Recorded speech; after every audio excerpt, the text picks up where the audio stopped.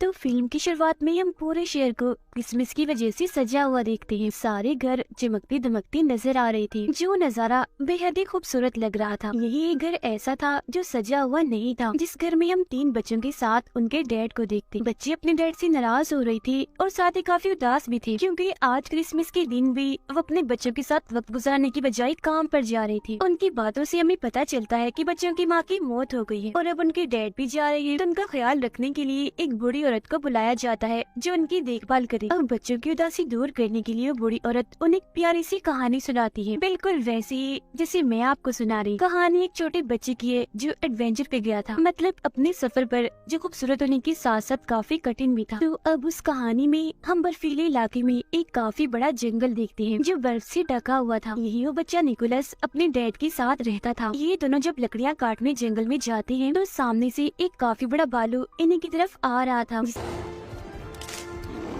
देखकर ये दोनों काफी डर जाते हैं और भागकर वापस अपने घर आ जाते हैं। यहाँ हमें पता चलता है कि निकोलस ने अपनी मॉम को बचपन में ही खो दिया था। साथ ही उनकी माली हालत भी काफी खराब थी। वो काफी गरीब थी, क्योंकि ना तो उनके पास खाने के लिए ज्यादा सामान है और ना ही पैसे कमाने का कोई जरिया है। एक रात निकोलस अपने डैड को कहता है, चले पापा आज मुझे कोई कहानी सुनाए, जो बहुत मजे की। जब उसके डैड उसे उसकी मॉम की ही कहानी सुनाती है कि काफी सालों पहले तुम्हारी मॉम ने इन बर्फीली चोटियों को पार किया। वहाँ 2 सोते हुए मॉन्स्टर थे जो दरअसल पहाड़ी थी। तुम्हारी मॉम उनके बीच से निकलकर दूसरी तरफ गई, जहाँ एक अलग ही नस्ल के लोग रहते हैं जिन्हें एल्व्स कहा जाता है, और वो एल्व्स का गांव था जिसका नाम एल्फेम था। एल्व्स दरअसल होती तो इंसान ही है, बस उनकी शक्ल सूरत थोड़ी सी अलग होती है, मतलब उनके कान थोड़े सी नुकीले और लंबे होते हैं। वो एल्व्स लोग कोई आम नहीं थे, बल्कि उनके पास जादुई शक्तियाँ थी। उन्होंने तुम्हारी मॉम के साथ काफी अच्छा बर्ताव किया, काफी अच्छे से उनका वेलकम किया, और फिर जब तुम्हारी मॉम वापस लौटी तो उनके पास बहुत सारी चॉकलेट्स और खिलौने थे जो आसपास के लोगों में हमने बांट दिए, जिससे हर तरफ खुशियाँ फैल गई। इसी दौरान उन्हें कमरे में किसी जानवर की होने का एहसास होता है। तब उसके डैड उस जानवर को मारने के लिए कुल्हाड़ी उठाकर उसे ढूंढने लगते हैं, मगर देखते हैं कि वो जानवर तो एक छोटा सा चूहा है, जिसे मारने की उसके डैड बहुत कोशिश करते हैं, मगर हर बार वो बचता रहता है। जिसके बाद वो चूहे को निकोलस के कहने पर छोड़ देती, क्योंकि वो छोटा सा चूहा उसे बहुत ही प्यारा लग रहा था और वो उसके साथ दोस्ती करना चाहता था। फिर अगली सुबह निकोलस उसका नाम भी रख देता है। वो उसे बात करने की कोशिश करता है और चूहे को भी कहता है कि तुम भी बोलो, जिस पर उसके डैड कहते हैं बेटा चूहे नहीं बोल सकते। जिसके बाद दोनों बाप बेटे राजा के महल में जाते हैं, क्योंकि आज उन्होंने अपने गांव के रहने वाले हर इंसान को बुलाया था।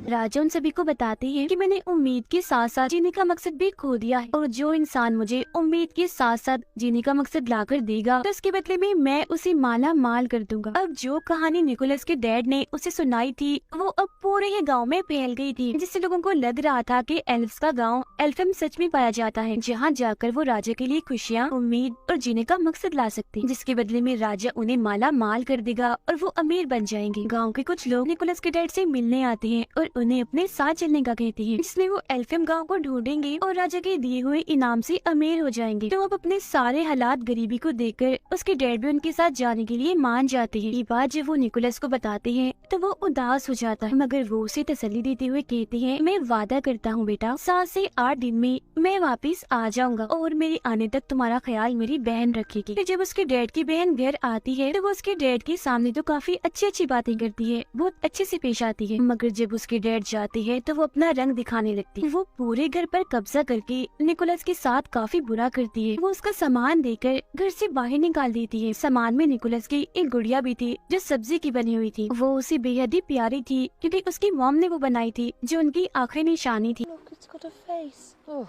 बाहर आने के बाद निकोलस अपने लिए एक टेंट लगाता है और अपने चूहे दोस्त के साथ रात बाहर ही गुजारता है। अब काफी दिन हो गई थी, मगर अभी तक उसके डैड वापस नहीं आए थे, जिससे वो भी अब अपने डैड के वापस आने की उम्मीद खो चुका था। उसे लग रहा था कि कहीं उसके डैड के साथ कुछ हो ना गया हो। अब खाने की तंगी तो उन्हें पहले से ही थी, मगर एक दिन उसके डैड की बहन उसे काफी मजेदार सूप बना के देती है, जिससे काफी मजे लेकर निकोलस पीता भी है। मगर तभी वो बताती है कि ये सूप मैंने तुम्हारी गुड़िया से बनाया, जिस सुन उसे काफी गुस्सा आ गया था, इसलिए वो उस पर चिल्लाने लगता है।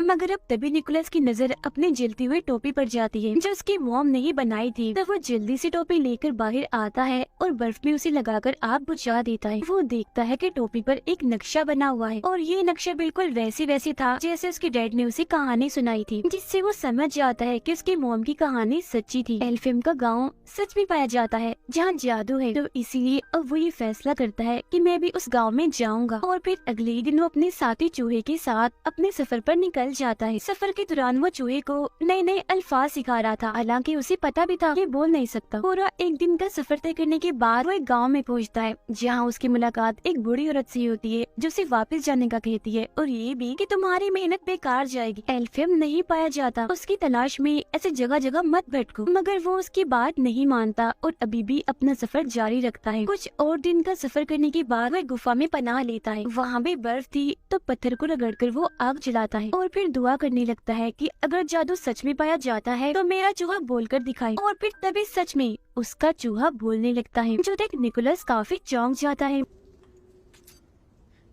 Boy, tree, ball. वो हैरान तो था ही, मगर अब उसका जादू पर पक्का यकीन बन गया था। और अब तो उसका चूहा दोस्त इतना बोल रहा था कि उसे सफर में अकेलापन महसूस नहीं हो रहा था। फिर जब ये लोग जंगल में से गुजर रही थी तो एक बारहसिंगा हिरन इन पर हमला कर देती है। तब उससे बचने के लिए निकोलस जल्दी से पेड़ पर चढ़ जाता है और ऊपर से देखता है कि उस हिरन के अंदर तो एक तीर घुसा हुआ है। जब भी तो वो इतनी बेचैन है, इसीलिए वो फौरन पेड़ से नीचे उतरकर हिरन के पास आता है। पहले वो उसे प्यार करता है और फिर उसके अंदर घुसा तीर निकाल देता है, जिससे उस हिरन को सुकून की सांस आती है, क्योंकि पहले उसे काफी दर्द हो रही थी। क्योंकि निकोलस ने उसकी जान बचाई थी तो हिरन उसे प्यार से देखती है, जिसके बाद वो यहाँ से जाने लगता है। मगर काफी आगे जाने के बाद वो देखता है कि हिरन भी उसके पीछे पीछे आ रही है। तब निकोलस उसे अपने साथ आने से मना कर देता है। कहता है, मैं सिर्फ ये जानता हूँ कि मेरी मंजिल कहाँ है, मगर वहाँ जाने तक कितना वक्त लग जाएगा ये मैं नहीं जानता। तो अगर तुम हमारे साथ आओगी तो भूख से मारी जाओ। मगर वो हिरन खाने की नहीं बल्कि प्यार की भूखी थी, इसीलिए अभी भी वो उसका पीछे नहीं छोड़ती। निकोलस उसे अपने ग्रुप में शामिल करके अपनी मर्जी से उसका नाम रख देता है। वो नाम एक जगह का था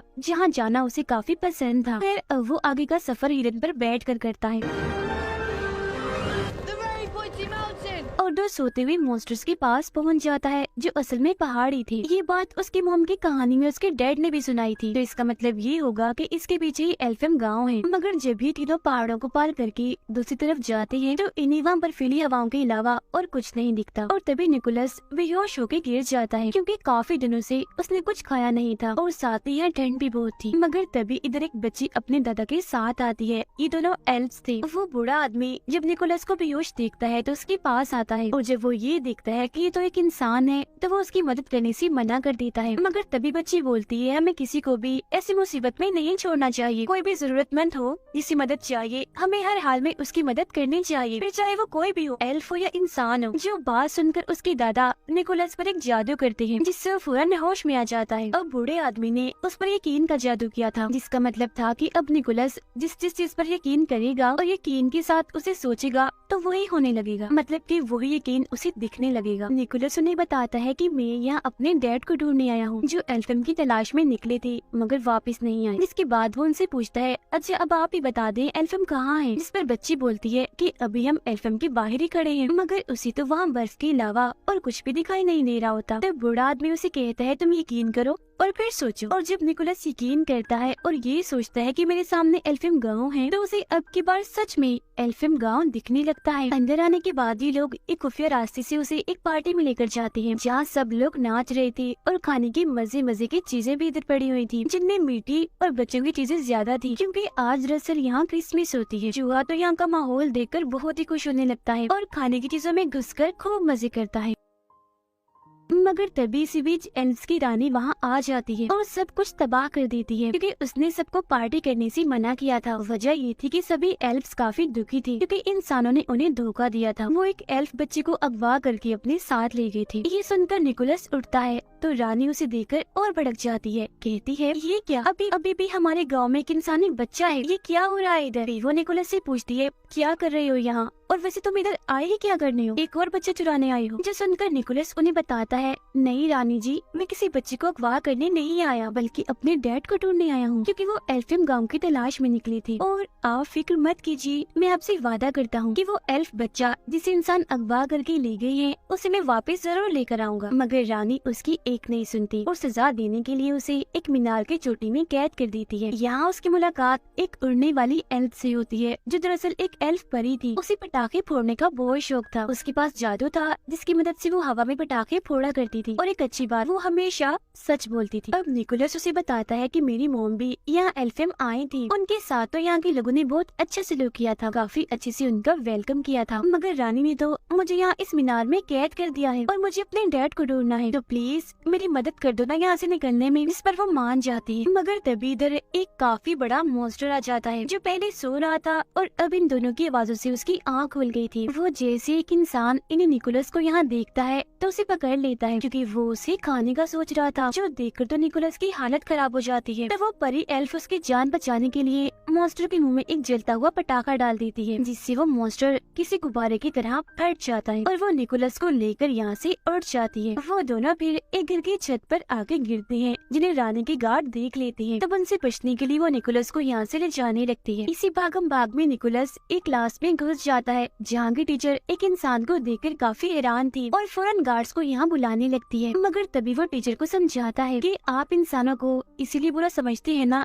कि वो एल्फ बच्चे को अगवा करके ले गई। मैं वादा करता हूँ कि उस बच्चे को वापस जरूर लेकर आऊंगा। जो सुनकर वो टीचर निकोलस को एक खुफिया रास्ते से भगा देती है। इतनी ही देर में इधर उसके हिरन दोस्त भी आ गई थी, जिस पर निकोलस और एल्फियम परी बैठकर यहाँ एल्फियम गाँव से निकलने लगती। जिस दौरान गार्ड भी उनका पीछा कर रही थी, तब उनका ध्यान भटकाने के लिए एल्फ परी बार बार पटाखे फोड़ने लगती है। मगर जब वो देखती है कि बाहर जाने का दरवाजा बंद हो रहा है, तो वो खुद अंदर ही रुककर निकोलस को यहाँ से भगा देती। काफी मीलों का सफर तय करने के बाद भी निकोलस को उस अगवा हुए एल्फ बच्चे का कोई नामो निशान नहीं मिलता। फिर जब वो गॉड से दुआ करता है कि मुझे कोई रास्ता दिखाएं, तो तब उसे जंगल में एक गोल्डन रंग की रस्सी बंधी हुई दिखती है, जिसका पीछा करने पर वो एक पिंजरे तक पहुंचता है। इसमें और कोई नहीं बल्कि वो एल्फ बच्चा कैद था। अब इससे पहले वो उसे यहाँ से निकालता, तब इधर कुछ लोग आ जाते हैं, जिनमें निकोलस की डैड भी थी। वो अपने डैड से गले मिलता है और कहता है कि हमें इस एल्फियम बच्चे को वापस छोड़ना होगा, जिस पर उसके डैड समेत सब लोग मना कर देते हैं। कहते हैं कि नहीं, हम इसे वापस नहीं दे सकते, क्योंकि हो सकता है कि राजा इसे देखकर खुश हो, इससे उन्हें उम्मीद और जीने का मकसद मिले, जिसके बदले में वो हमें ढेर सारा पैसा देंगे। तो इसीलिए अब ये निकोलस को भी पेड़ से बांध देते हैं। उसे उसके डैड ही बांध रहे थे, जिस दौरान चूहा उनसे बोल रहा था, उन्हें ऐसा करने से मना कर रहा था। अब चूहे को बोलता हुआ देखकर वो भी काफी हैरान थे।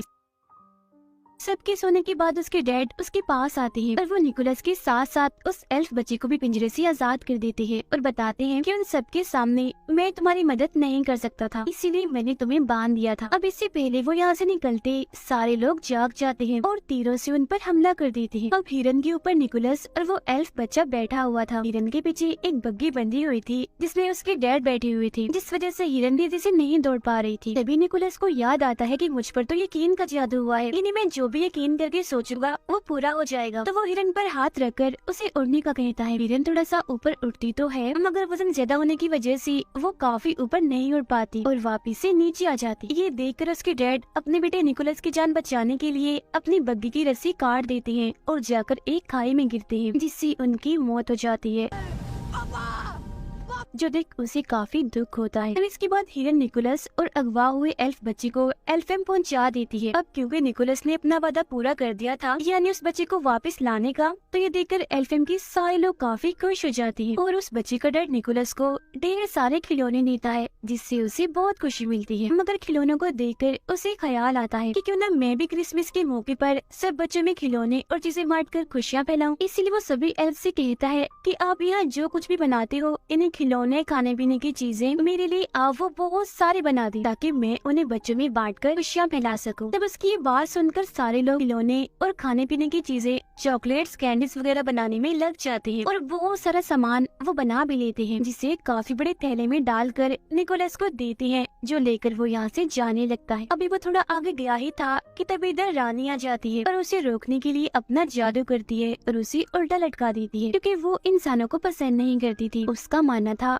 कि इंसान मतलबी होते, मगर तभी रानी की नजर निकोलस के गले में लटके लॉकेट पर जाती है, जो उसकी मॉम का था। निकोलस ये बात रानी को बताता है कि ये मेरी मॉम का है, तो वो उसे नीचे उतारती है। वो जज्बाती हो गई थी और कहने लगती है कि काफी सालों पहले तुम्हारी मॉम इधर आई थी, हम दोनों बहुत अच्छी दोस्ती थी, मगर जब वो यहाँ से गई तो बहुत सारे खिलौने और चॉकलेट्स लेकर गई। साथ ही जाने से पहले उन्होंने ये वादा किया था कि मैं वापस आपसे मिलने आती रहा करूंगी, मगर आज काफी साल हो गई है, वो कभी भी नहीं आई। जिस पर निकोलस बताता है कि वो आती जरूर, मगर जब मेरी मॉम यहाँ से गई, एक बीमारी की वजह से उनकी मौत हो गई। ये सुनकर रानी समेत सभी लोग काफी हैरान और दुखी हो गई थी। रानी को यकीन आ गया था कि सब इंसान एक जैसे नहीं होते, मतलब अगर इंसान बुरे होते हैं तो उनमें से कुछ अच्छे भी होते, इसीलिए वो उसे तोहफे से भरा हुआ थैला ले जाने देती है। निकोलस चीजों से भरा थैला लेकर हिरन पर बैठता है और उड़ जाता है और सीधा आता है राजा के महल में, जहाँ राजा काफी उदास थे। वो राजा को खिलौनों की सूरत में खुशी और उम्मीद की किरण दिखाता है, जिसके बाद राजा और निकोलस हिरन पर बैठकर सब बच्चों के घर जाते हैं और उनके पास खिलौने और चॉकलेट्स कैंडीज रखते हैं, क्योंकि जब बच्चे सुबह उठकर अपने खिलौने देखकर खुश होंगे तो बच्चों की वो खुशी ही राजा के लिए उम्मीद की किरण होगी। सब बच्चों को खिलौने बांटने के बाद राजा निकोलस से कहते हैं कि मेरे लिए काम करोगी, हर साल ऐसे तुम्हें खिलौनों की सूरत में बच्चों को खुशियाँ और उम्मीद देनी होगी, और इस काम में मैं भी तुम्हारा साथ दूंगा। और साल का वो दिन होगा क्रिसमस का दिन,